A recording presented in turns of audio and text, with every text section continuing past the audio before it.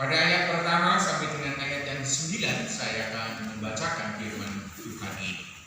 Yohanes pada pasal 20 pada ayat pertama sampai dengan ayatnya yang 9. Firman Tuhan seperti ini. Pada hari pertama minggu itu, pagi-pagi benar ketika hari masih gelap, pergilah Maria Magdalena ke kubur itu dan ia melihat bahwa batu telah diambil dari kubur. Ia berlari-lari mendapatkan Simon Petrus dan murid yang lain yang dikasihi Yesus dan berkata kepada mereka, "Tuhan telah diambil orang dari kuburnya dan kami tidak tahu di mana ia diletakkan." Maka berangkatlah Petrus dan murid yang lain itu ke kubur. Keduanya berlari bersama-sama, tetapi murid yang lain itu berlari lebih cepat daripada Petrus sehingga lebih dahulu sampai di kubur. Ia menjenguk ke dalam dan melihat kain kapan terletak di tanah, akan tetapi ia tidak masuk ke dalam. Maka datanglah Simon Petrus juga menyusul dia dan masuk ke dalam kubur itu.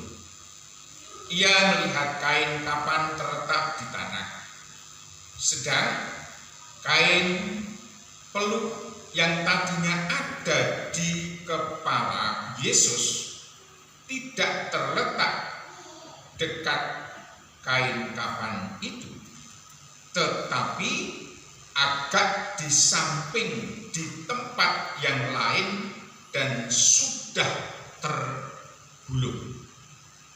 Maka masuklah juga murid yang lain yang lebih dahulu sampai di kubur itu, dan ia melihatnya dan percaya. Sebab selama itu mereka belum mengerti isi kitab suci yang mengatakan bahwa ia harus bangkit dari antara orang mati. Demikianlah firman Tuhan pada perayaan Paskah atau pada peringatan Paskah pada tahun ini. Saudara-saudara yang terkasih di dalam Tuhan Yesus Kristus, saya ingin sedikit untuk memberikan penjelasan atau pengertian atau sejarah tentang peristiwa Paskah. Karena sering, bahkan tidak hanya sering, saya melihat hampir di kalangan wilayah khususnya di Indonesia dan khususnya pada bagian DIY, Paskah itu seperti dianggapnya peristiwa atau perayaan yang tidak begitu penting, sehingga orang begitu biasa menanggapi peristiwa Paskah. Tetapi ketika kita melihat ada perayaan Natal, hampir menghebohkan seluruh dunia, bahkan tidak hanya di kalangan DIY atau Karangmojo Gunung Kidul saja, tapi di mana-mana kemeriahan Natal itu terjadi. Padahal ini yang ingin saya beritahukan kepada orang-orang Kristen. Padahal bahwa peristiwa Paskah itu adalah sebuah peristiwa yang melanda kepada dunia, yang diakui dan dipercayai oleh dua agama besar di dunia ini, yaitu agama Yahudi dan agama Kristen. Sering kita melihat, mendengar, dan mungkin kita malah beranggapan bahwa agama Yahudi itu agama Kristen, kan gitu. Sehingga kita sering memihak kepada Yahudi atau Israel. bahwa Israel itu adalah teman saudara seiman kita. Padahal sebenarnya bukan. Berbeda agama Yahudi dan agama Kristen. Agama Yahudi, tetapi di sini ada sesuatu hal yang akhirnya melahirkan kita mengenai peristiwa atau yang disebut sebagai Paskah. Orang-orang Yahudi, bangsa Israel percaya dan bahkan merayakan Paskah.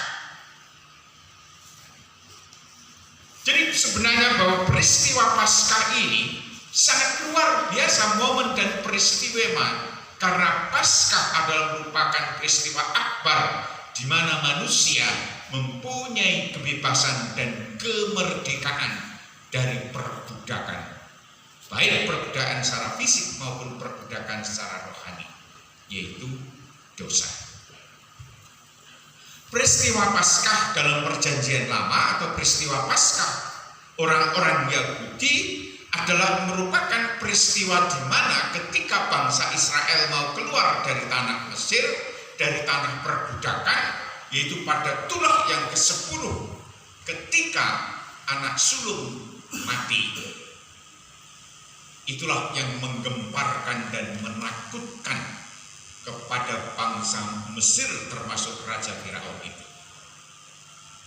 Dan ketika Musa telah diperintahkan untuk mengawali dan membawa bangsa Israel keluar dari tanah Mesir, tetapi karena ada perdebatan dengan Raja Firaun dan tidak bisa bahwa Israel tetap menjadi budakku, maka akhirnya melalui 10 tulah yang dilakukan oleh Musa, itu akhirnya baru terjadi bisa lepas bangsa Israel dari tanah Mesir pada tulah yang 10.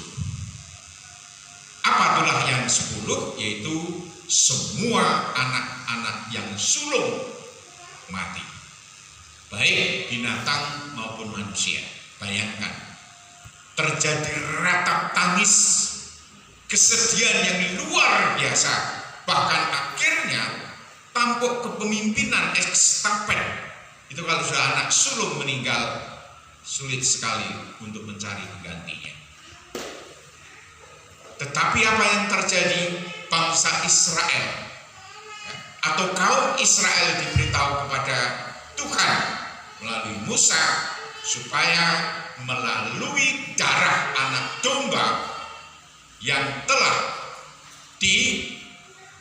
dioleskan di pintu, maka malaikat maut itu akan melewati kematian. Akhirnya bangsa Israel percaya dan mengikuti perintah itu, dan akhirnya disitulah sebuah peristiwa yang namanya Paskah. Paskah tapi Pesach. Dalam bahasa Arab baru diserap dari bahasa Ibrani Aram, namanya Paskah. Jadi Paskah itu dari bahasa Arab malah diserap juga oleh bahasa Indonesia, tetap Paskah. Itulah Paskah. Paskah atau Pesach, Pesach itu yang dilewati. Itu dalam bahasa Ibrani. Dalam bahasa Inggris Passover. Dalam bahasa Jerman yang juga menjadi Inggris atau dipakai oleh Inggris, Easter atau Easter. Makanya ada GB Easter, Passover, Paskah. Dalam bahasa Indonesia sehari-hari, Paskah disebut kebangkitan. Dalam bahasa Jawa, Paskah disebut wungu. Ya, wungu. Bukan ungu ya, wungu. Wungu itu tani. Itu dalam bahasa Jawa. Jadi peristiwa wungu, Paskah, Passover, Easter, Pesach adalah merupakan sebuah sejarah yang melegenda dan peristiwa yang nyata, sehingga ini yang memberikan kebangkitan baik bangsa Israel maupun kebangkitan orang Kristen. Jadi ini dulu Oleh karena itu bahwa peristiwa Paskah ini diperingati dari sejak zaman dahulu, sebelum Masehi sudah diperingati. Jadi jangan dikira bahwa peristiwa peringatan Paskah itu baru terjadi pada perjanjian baru setelah kebangkitan Yesus. Tidak. Tetapi bahwa peristiwa yang disebut Paskah itu sudah ada sebelum Masehi. Bahkan orang-orang Yahudi telah memperingati sebagai hari Paskah. Sehingga ada peristiwa Paskah, ada peristiwa juga Pentakosta, ada juga peristiwa Pondok Daun. Itu dalam perjanjian lama sudah ada. Jadi kita jangan kaget ketika nanti kita mendengar, masuk dalam perjanjian lama ada Pentakosta, ada Pondok Daun. Karena sebenarnya peristiwa itu adalah tipologi yang nantinya akan digenapi, yang sebenarnya adalah Yesus Kristus. Ini yang paling penting.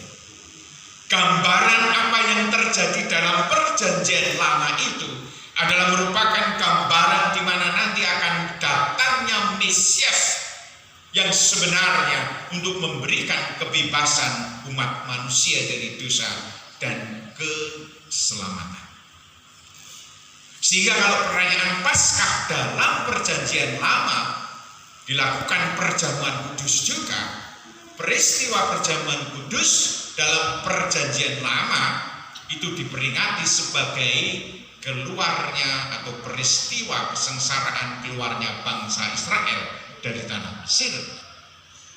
Tetapi pada peristiwa Paskah perjamuan kudus, orang-orang Kristen bukan memperingati peristiwa sengsaranya bangsa Israel keluar dari tanah Mesir, tapi perjamuan kudus kita sudah berganti, telah digenapi, yaitu dengan peristiwa kematian Yesus Kristus.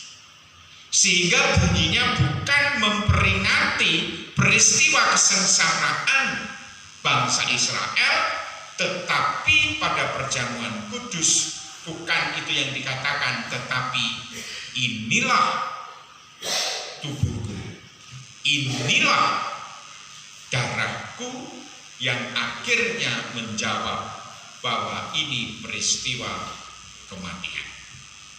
Ini yang pertama. Yang kedua, mengapa dalam perjanjian baru juga ada Paskah? Bukankah Paskah itu sejak dari perjanjian lama? Ya betul, tetapi peristiwa Paskah dalam perjanjian baru itu bukan peringatan pada hari kurban di hari Sabat, tetapi peringatan kebangkitan Yesus Kristus pada minggu pertama itu, atau pada hari pertama minggu itu. Itu yang kita sebut sebagai Paskah. Sehingga nanti ada perbedaan kalau orang-orang Yahudi Paskahnya pada hari Sabat, karena mereka beribadahnya pada hari Sabat sesuai dengan hukum Taurat yang diperintahkan oleh bangsa Yahudi, bangsa Israel. Tetapi apa yang terjadi bagi orang-orang Kristen, Paskah adalah kebangkitan Yesus yang peristiwa itu pada hari Minggu. Dan peristiwa hari Minggu inilah yang kita sebut sebagai hari Tuhan. Domingus atau hari Tuhan, hari Minggu. Dan inilah orang-orang Kristen beribadah pada hari Minggu. Apakah kita tidak boleh, Pak, beribadah pada hari Sabat? Boleh-boleh saja. Pak, ibadah yang benar itu adalah ibadah hari Sabat, karena itu sudah diperintahkan oleh firman Tuhan dalam 10 hukum Taurat. Iya, tetapi itu hukumnya oleh bangsa Israel atau orang Yahudi. Orang Yahudi memang beribadah pada hari Sabat, tetapi orang Kristen beribadah pada hari Minggu. Mengapa? Karena pada hari pertama minggu itu Yesus bangkit. Ini yang kita sebut sebagai hari kebangkitan Tuhan atau hari Tuhan atau yang disebut hari Minggu. Sehingga sebenarnya peristiwa Paskah harusnya menjadi peristiwa yang luar biasa. Nah, sekarang yang ketiga, hanya sampai ketiga aja, nggak lama. Yang ketiga, Paskah memberikan jawaban tentang keimanan Kristen. Tidak hanya kalimat keimanan Kristen saja, tetapi Paskah memberikan jawaban tentang keimanan Kristen yang sempurna. Saya katakan sempurna, 100% sempurna. Mengapa? Nah, saya mau memberikan arti terlebih dahulu sebelum kita melangkah ke satu yang kedua. Mengapa disebut bahwa Paskah merupakan keimanan Kristen atau menjadikan keimanan Kristen yang sempurna? Pada peristiwa Natal, pada peristiwa kelahiran Yesus, pada peristiwa kehidupan Yesus Kristus sebelum kematiannya. Coba, murid-murid Yesus, pengikut-pengikut Yesus, itu semua percaya. Tapi kepercayaannya tidak 100% karena masih ada keraguan. Apa buktinya? Buktinya ketika Yesus berbicara mengajar kepada murid-muridnya untuk tetap setia, untuk mengerti, dia tetap tidak mau mengerti.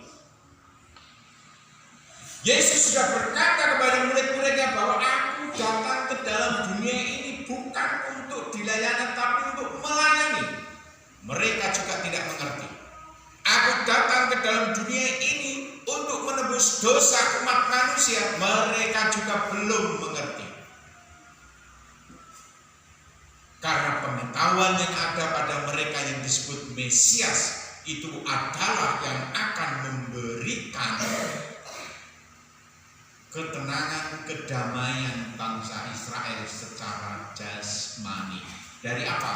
Dari tanah perbudakan, dari tanah peperangan, dari tanah penganiayaan. Sehingga Mesias, Yesus itu datang harus menjadi raja yang kuat, mengalahkan bangsa-bangsa lain, sehingga mendirikan bangsa Israel di dunia ini yang kobar. Padahal bukan itu, dan itu sudah dikatakan oleh Yesus. Kerajaanku ini bukan dari dunia ini, tapi kerajaanku adalah dari surga. Murid-muridnya percaya tapi belum 100%. Karena ini nanti akan menjadi penerapan. Mengapa bahwa Paskah menjadi iman Kristen yang sempurna? Karena murid-murid Yesus pun ketika Yesus sampai ia mati, dia pun juga belum percaya. Dia masih ragu, belum 100%. Kenapa? Apa alasannya? Di mana buktinya? Karena ada murid juga yang ingin mundur dari Yesus. Saya nggak mau lagi jadi pengikut Yesus. Saya nggak mau lagi jadi murid Yesus. Karena Yesus tidak bisa dipercaya. Saya pikir Yesus bisa mengayomi saya. Saya pikir Yesus bisa memberikan bangsa Israel merdeka. Saya pikir Yesus akan memberikan saya luar biasa dalam hidup ini. Tapi kenyataannya kok begitu. Tapi kenapa ya kok Yesus juga bisa memberikan mujizat? Heran saya. Jadi antara percaya, tidak. Percaya, tidak. Gitu. Bahkan murid-murid Yesus pun masih menyaksikan lagi ketika Yesus dia berdoa. Kenapa ini? Katanya Tuhan. Kenapa dia berdoa juga ini? Ini bagaimana? Pasti kita akan menyaksikannya. Katanya dia hebat, luar biasa, mengetahui segala sesuatunya. Tetapi mengapa dia mudah untuk ditipu oleh Yudas Iskariot? Kembali lagi, memang masih ragu. Bahkan kematian Yesus di kayu salib, murid-murid itu juga belum sempurna percayanya.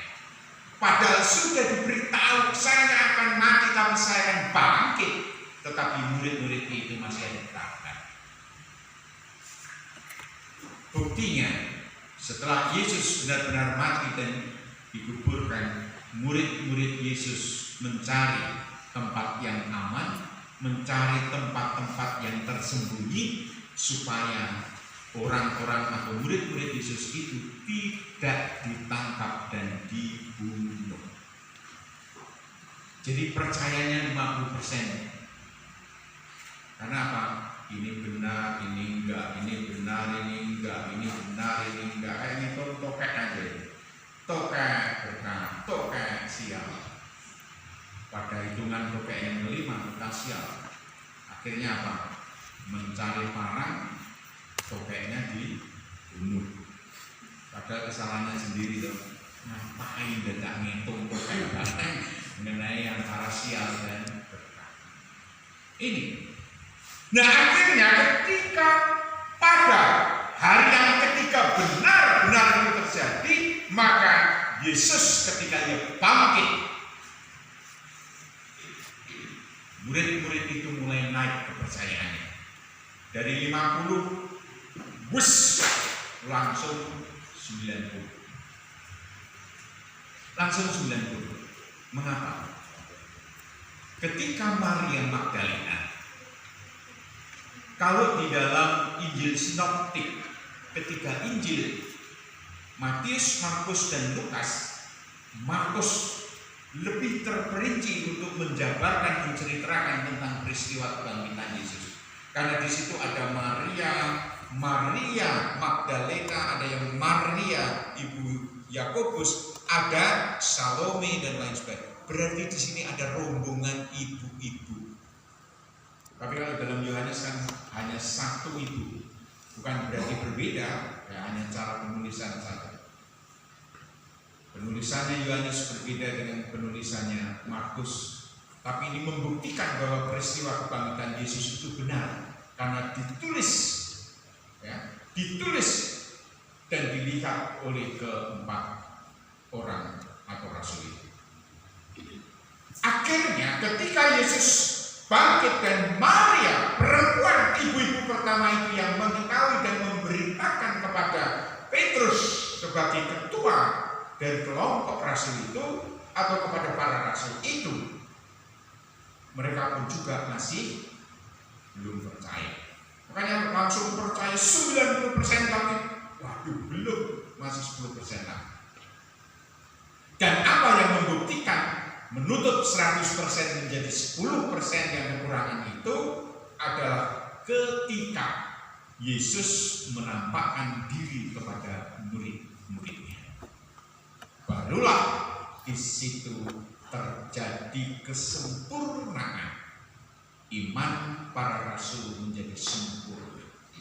Jika iman para rasul menjadi sempurna, apalagi sekarang kita yang sudah melewati sebuah peristiwa bahkan 2000 tahun yang lalu, bahwa Yesus benar lahir, benar mati, dan benar bangkit, dan benar memberikan kepada kita janji-janji bahwa firman yang ditulis baik dalam perjanjian lama dan perjanjian baru itu sungguh benar akan terjadi, dan ini tidak main-main, bahwa Alkitab mempunyai otoritas yang tertinggi di dalam keimanan kita, di dalam keimanan saudara-saudara.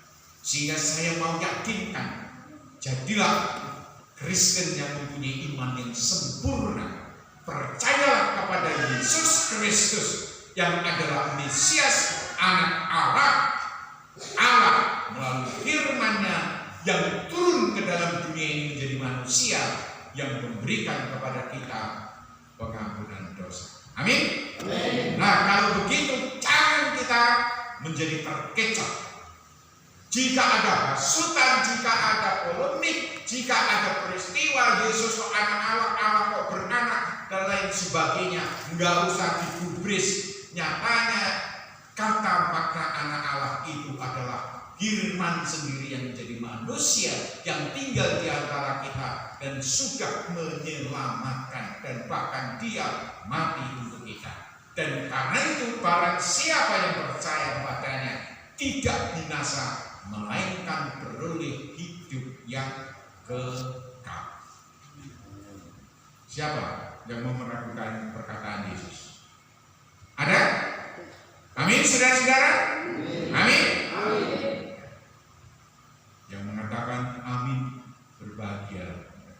Ini saya tambahin. Kalau yang tidak mungkin dibatin. Enggak apa-apa. Jadi nggak usah dituduh. Pokoknya nggak ngomong amin. Aku ditaat batin baik. Ya apa-apa dibatin.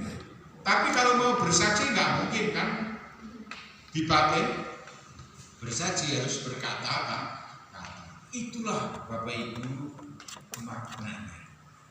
Nah sekarang kita akan memberi saksi. Pak, aku gak ngerti peristiwa Yesus yang 2000 tahun yang lalu kok. Gak ngerti mengapa kita menjadi saksi. Saksinya adalah di Alkitab. Alkitab disebut firman Tuhan.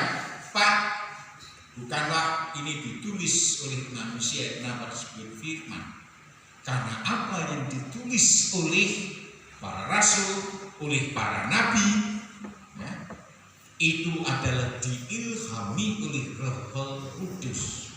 Sehingga Alkitab dari perjanjian lama sampai perjanjian baru itu tidak berdiri sendiri-sendiri, tetapi itu saling berkaitan. Yang ditulis kurang lebih memakan waktu 1500 tahun. Bayangkan, penulisan yang berjarak atau peristiwa penulisan itu kurang lebih memakan 1500 tahun itu sama.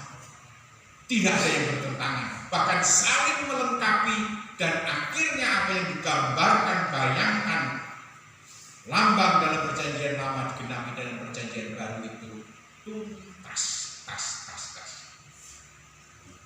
Kalau hanya ditulis dalam semalam ya waktu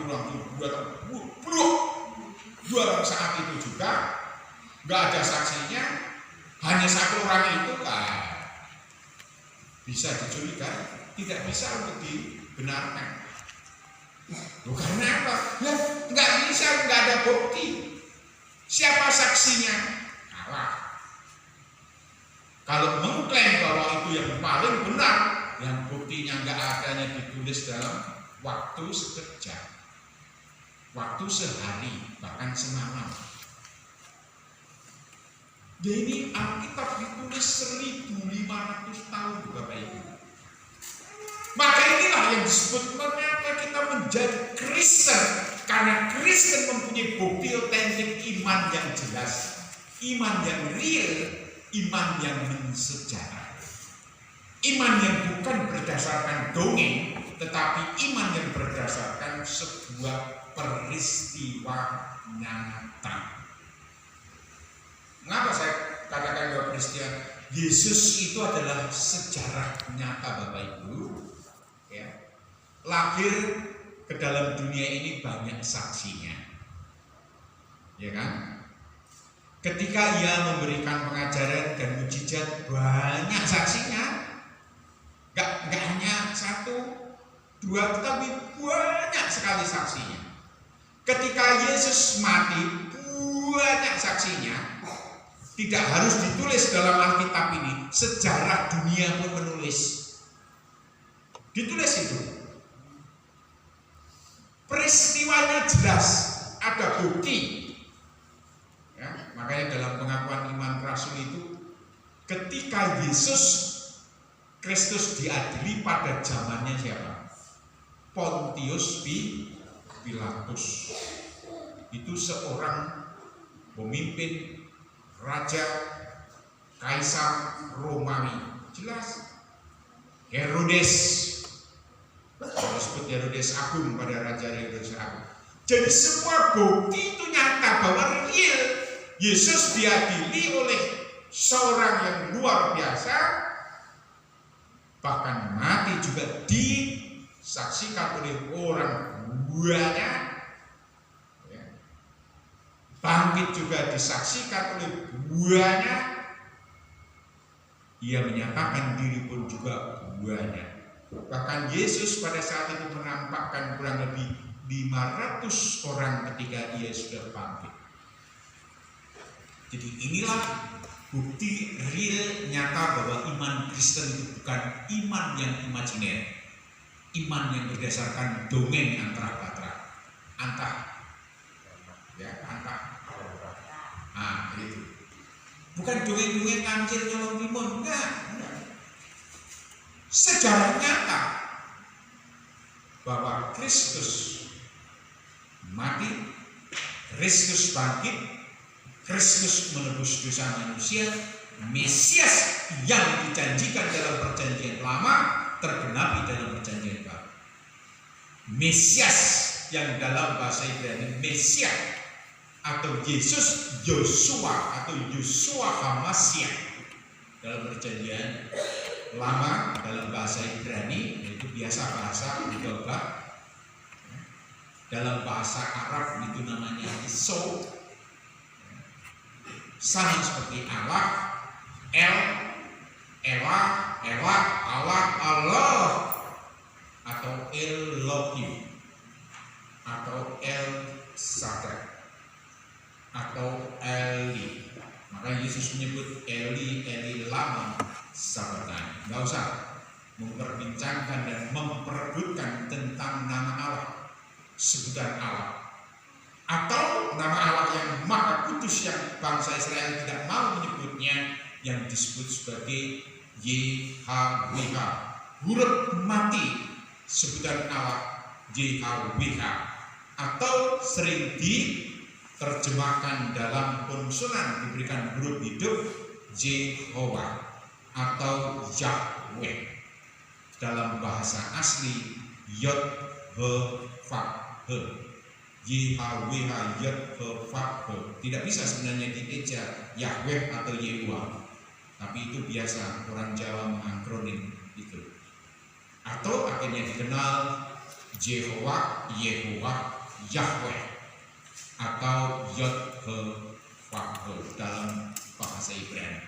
Dalam bahasa Yunani Kurios atau Alfa dan Omega. Aku Allah yang awal dan yang akhir. Atau dalam bahasa Ibrani Eser.